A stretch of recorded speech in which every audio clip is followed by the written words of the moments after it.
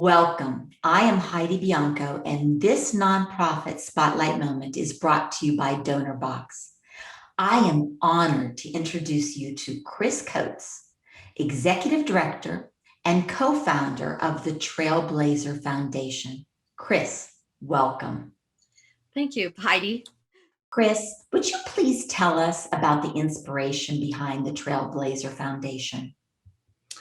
Sure. Actually, the other co-founder is my former husband. And so really a lot of our life had been spent in different service work, whether it be mission trips or through our church with youth groups. And then we were foster parents for about 8 years. And so then when our daughter was heading off to college, we thought, well, it'd be easy to just stay at the job and pay the mortgage, but we just wanted something that was more rewarding and fulfilling in our life. So we decided to try international volunteer work. And so we quit our jobs and put our house up for rent and left the country. And so we spent 2 years doing work. And one of our trips took us through Cambodia. We wanted to go see the Angkor Wat temples. And we just fell in love with the people and the country, and we saw the need. I mean, the lack of water and the poverty was just palpable. And we thought, well, when we're done with our commitments, we want to go back to Cambodia and really sink our teeth into helping the people here. And so that's really the impetus of what started the idea of forming our own nonprofit. And to do it right, we also then took that next step to get our 501c3 tax exempt status. That's amazing. And that is quite a leap of faith to take and to make such a change in your life.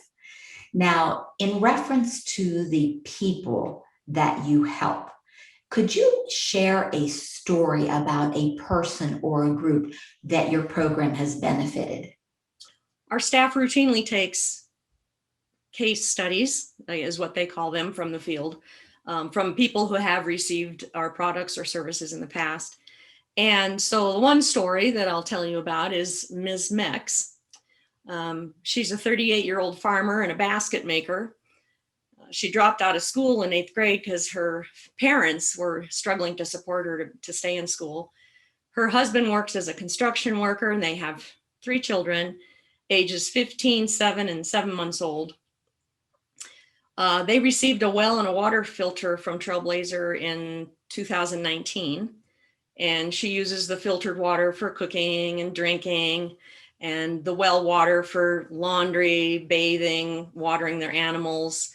And before she had a filter and a well from us, her water source was really poor, and so she'd go to the neighbors to collect water, but she'd spend a good deal of her day hauling water back and forth, and she had her oldest child help her sometimes, but then he'd miss school because it just took so long to get enough water to service the family.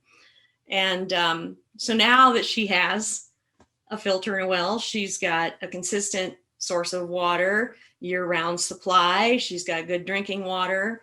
So now their health is improved. They're not sick anymore. And they're not spending money on the hospital. So now that income they can use for more necessary things. So it's really changed their life. That's amazing.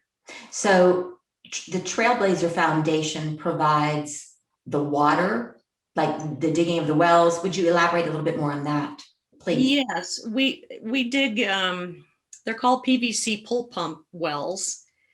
And so it's really, depending on how the homes are clustered, it's really a point of use for like 1 to 3 families. And it's really simple to use. Maybe your grandparents had the cast iron pump. These are really just a PVC pull pump. So, I mean, a child can pull on that plunger, and it supplies enough water for all their needs. And then we make and install the biosand water filters, which they're made out of concrete, and then they have gravel and sand that's the filtration media. And they're designed to service 15 people. So again, depending on if families are clustered, most families average about 5 people. So that can help, 2 or 3 families. That's amazing. Now, you mentioned a little bit about your staff. Would you give me a little insight about your staff? We actually have 12 staff. So I have a local director, Mr. Ratanak, and then there's 2 office staff, 2 gals that do the bookkeeping and record keeping and things like that. And then we have a economic development coordinator who's the one that collects these case studies and this sort of thing and goes in the field. We have an agriculture supervisor, and we have 3 guys on making the water filters and installing them, and 3 guys on the well drilling team. So These people in Cambodia actually get on the list to be able to get the water. What is that determining factor? sure. Good question too. We work within a government development process, and because of our reputation and our relationships, because we've been there 17 years working there.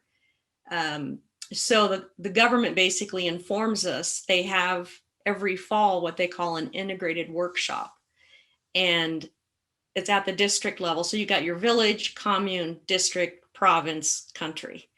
And so we get invited. We're one of a handful of NGOs, non-government organizations, that get invited to attend these workshops. And it's a village-based process. So the villagers have told their chief what their needs are or wants. And so they're put on this list. And then these lists are put up all around the room. And according to our financial ability, and of course, with just the capacity of our work, what we do, we then can find out what people need. And that's what takes us into the villages that we're working. And we sign agreements to say, okay, we'll go into this village next with 30 water filters or 60 wells or whatever. And so it works really well. And we make sure that any of our recipients, they have to have some skin in the game. And so no matter what it is that they receive from us, if it's a well or a filter or a latrine or a bicycle, we ask that they make a small contribution.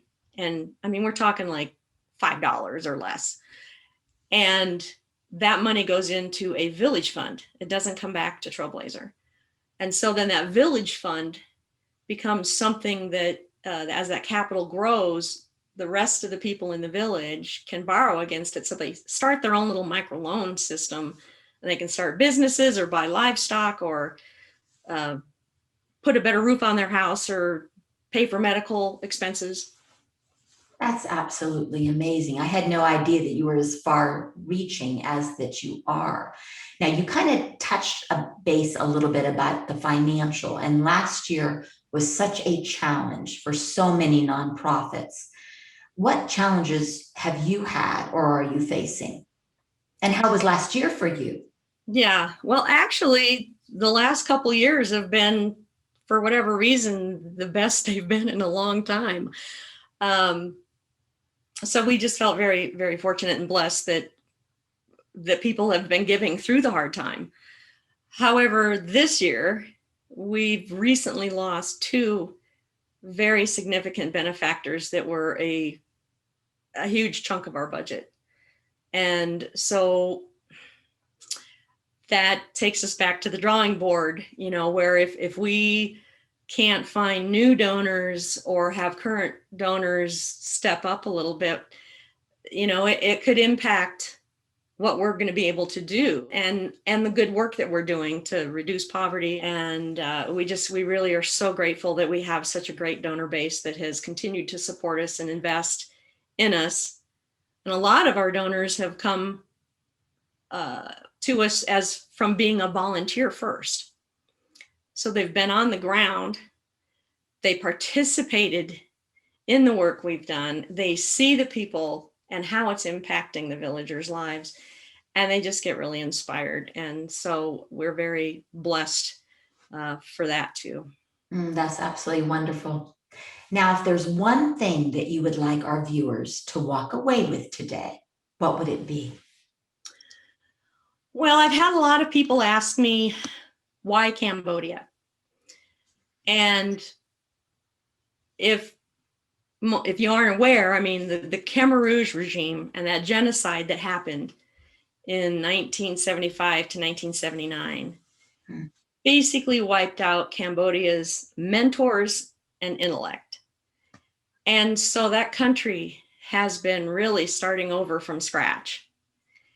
And in my experience there, the Cambodians, they don't have the options and opportunities that a lot of us in the Western world have, but they are some of the most motivated people.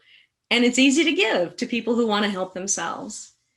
And I think, when you know that you've given and it's really helped and really made an impact and a difference in changing people's lives, it's rewarding.